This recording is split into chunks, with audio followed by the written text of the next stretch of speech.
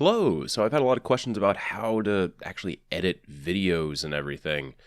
Well, here's a small tutorial on what I do to edit videos. First of all, let's get all the files that I need. I'm going to be editing the Arms Day video live for you right here. So this is the audio file that I pre-recorded and edited for the video. I'll do a separate video on editing audio because it is a little bit more complicated. Well, not really complicated, it's just a different process. Let's see here, and then we need the Arms Day video files. Should be 2 of them. There we go. Sweet. Okay. All right, so the program I'm using here is Vegas Pro 13. This is an expensive program. It's like $200-300, I think, maybe more. I wouldn't recommend buying this to start out your video editing. If you're just starting out YouTube, if you're on PS4, you can use Share Factory, man. You can use Share Factory to get all your videos made. If you have a Mac, iMovie. If you have a Windows computer, you can use Windows Movie Maker. More Console, I'm pretty sure still uses Windows Movie Maker, and his channel's huge. You don't need really expensive programs to actually edit your videos together. Most of the time, all you're doing is just cutting and pasting clips. It's pretty simple. Let me move my mic here. Yeah, so, if you see all these people going, yeah, I use Sony Vegas or Adobe Premiere, all these really expensive programs, you don't need to. If you have access to those programs, great, use them. It's a lot easier to find tutorials for all those things, but you don't feel pressured into buying those. I use Sony Vegas Pro 13 because, well, I've always used Vegas Pro for all of my editing, so it's really easy for me to make a lot of my videos. So what I'm going to be showing you how to do will be, I guess, relevant to Vegas Pro 13, but, you should be able to use a lot of these techniques to edit your videos as well. The reason I have a live audio file and edit video footage onto the live audio file is it just makes the video a lot easier to comprehend. As you can tell, if I'm doing a video live, I tend to ramble. So if I had to, do a live weapon review or something, or just a live review of Arms Day weapons, the video would be substantially longer, and you got to respect the people. You got to respect the time of the people watching. So if it's a really simple topic like Arms Day, man, script it out, get it done in under 2 minutes for the final video. If it's a longer form video, like a weapon review, you can do it unscripted, but a lot of times you'll miss certain points, and scripting your videos out is just a hell of a lot easier way to present your content. That being said, I am doing this video live, and it's probably going to be a lot longer. Okay, so the first thing that I do is I listen through the entire audio track. I don't have to do that, but that's traditionally what I do. So the very start of the file is just me giving a little introduction, and then I go right into the weapons. The first weapon is the RE41 auto rifle. Hey, it's Arms Day, but there are 3 roles that are actually fun. Dare I say it? But there are. Yeah, whatever. I missed it. But this first little section here is the RE41 auto rifle. So I make a little tag here by pressing the M button, and it'll have RE41 right there. Cool. Rank 2 is more of a well-balanced role for PvE or PvP. And for this particular one, I have multiple little sections on rank 1, 2, and 3 roles, because there's 3 separate roles. So what I do is I go in, find the relevant parts where I talk about rank 1, 2, and 3. This one doesn't. Also, it has the rank 3 role. Also, there's rank 3. So now I know to put the relevant rank 1, 2, and 3 clips in these sections. And then I go through the Gaheris D should be next. And so now I know rank 1, 2, 3, and then there's Gaheris D. Despite these, this still won't be. So if you pick this up, just put it in your vault. None of the Kuma can talk. So what I do now is just I go through the entire video, marking through all these relevant topics. All right, So now this is what my timeline looks like. It has all these little flags in the timeline dictating where I need to put certain pieces of video. The Arms Day video is really easy for me to edit for the most part. So I already have all my clips kind of. No, it only takes 2 of these little clips to actually edit it in. So this first starting clip will be the RE41, and I can basically just get footage of me getting all the rolls here. I shouldn't have to do too much side editing to this. Okay, so that's all the footage relevant for the Suros RE41. And as you can see, I'm missing. There's a big time gap here for in between rank 2 and 3. So what I need to do is, here's the first rank, and then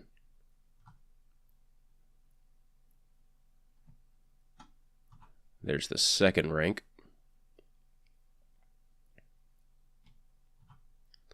And then there's the third rank. So there are these 2 little clips. You don't need them. It's just me like inspecting a weapon. There's rank 3. Here's rank 2.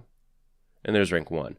Now what I do generally for Arms Day, since it doesn't really matter what's really showing, as long as I'm showing the weapon, you know, it's fine. So I just stretch the clips out like that.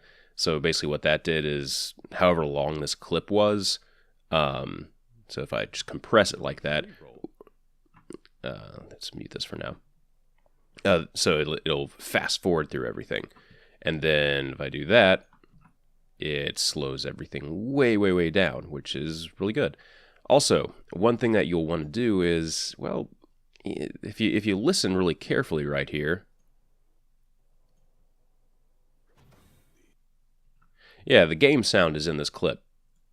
You don't want that, because that, I mean, you don't want people hearing something else that's completely irrelevant to what you're talking about. So I mute that layer. You can also, if you don't have the ability to mute audio layers in videos, just delete the audio layer for your game footage. You're probably not going to need it. And now it's just all about finding the relevant little clips that I recorded and putting them in their little flagged areas. And that's basically what I do for every single video. This workflow has enabled me to work fairly quickly for a lot of my video editing, and keeps a lot of the stuff, more complex sections, a lot simpler. As long as I know what I need to put into this section, it makes finding relevant footage in a, like say I record 20 PvP games, and then in the script I speak about, you know, needing a very specific, or doing something really specifically in PvP.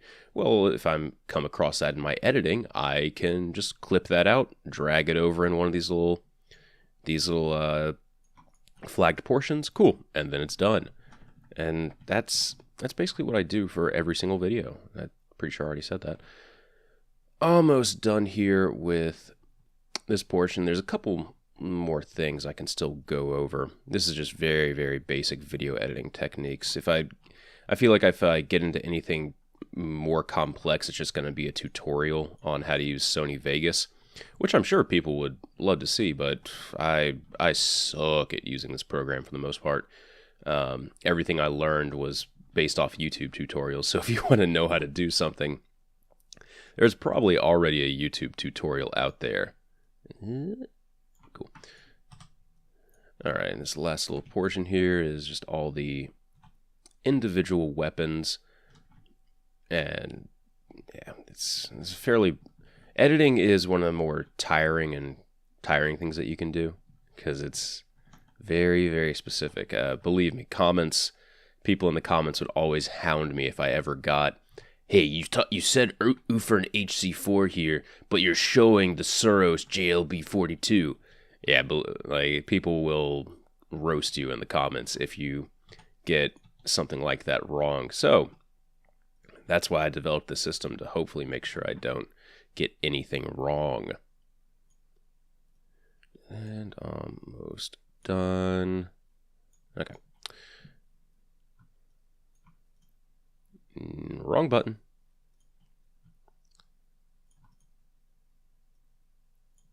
And I'll show you one or two more quick things here.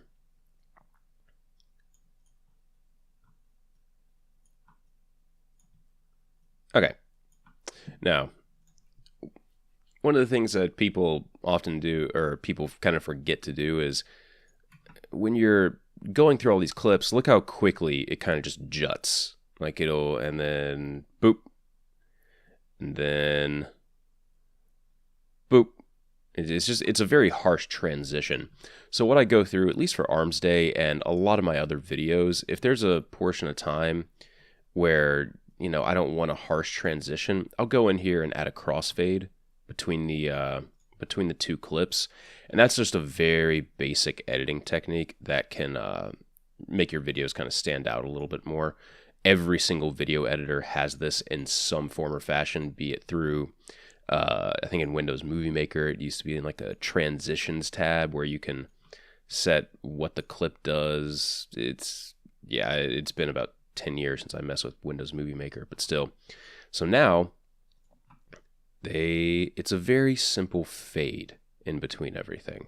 And it's just one of those very little things that makes your video not as like pressing to the eyes.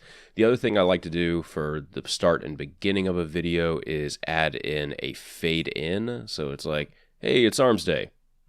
Hey, it's Arms Day. It's a very small little video thing to fade in there. Really does help with everything overall. And yeah, okay, so one final thing. I don't know if you can do this in your video editor, but you should disable resample on all of the clips in the video, because the way YouTube compression kind of ends up working, if you have what did I end up calling this thing again? Sorry, I'm a little resampling. If you resample the video, it'll have a lot of ghosting artifacts. You'll know what I mean if you've ever seen a video that it looks like stuff is kind of wavy. That's usually what it means. Okay, so I've saved the file. Well, now what? This is the other kind of important part for editing your videos for YouTube. In your render settings, or render or export, whatever the hell your program calls it, you have to export your video into an actual file format. You can't just upload the Windows Movie Maker file, I don't think. So what I do is I have a customized template here that I made a while back, but basically you just want to make sure your video is as high as quality possible without messing with the footage too much. So 1920 by 1080 means 1080p. And most people aren't going to be watching on higher quality than that. They really aren't. Most people watch on a phone at like 720p. And you just want to make sure you have your settings put it like basically as high as possible. And yeah, I put it out as a .mp4 and .wave, .mp4, .avc. All that will be fine. I'm pretty sure most video programs now can render in a H.264 codec, which is what YouTube plays as. If you ever upload a YouTube video, in like the kind of left-hand side of the screen, it should say something like, hey, you're not using a correct video codec, because YouTube's weird like that, and it just wants to make sure that you're uploading it as the proper codec. I don't know what most of that stuff means. I'm not going to pretend to, but just make sure you're uploading it in the right codec. Generally, if you upload anything to YouTube, it'll be fine though. Just make sure it's high quality. And then here at the very end, we get to hit the render button, which I'm not going to do because it's very boring. And you see this? It's a little bar that goes 1, 2, 3, 4, all the way up to 100%. And that's all you do. And this is the best part about video rendering. You get to render a video. What I usually like to do during this portion is make a thumbnail for the video. So, yeah, I already made a review on that. All right, cool. I hope you guys found some of this information helpful. I promise. I think I'll do another one on capturing video and editing audio a little bit later. Thanks for watching, everyone, and I'll see you next time.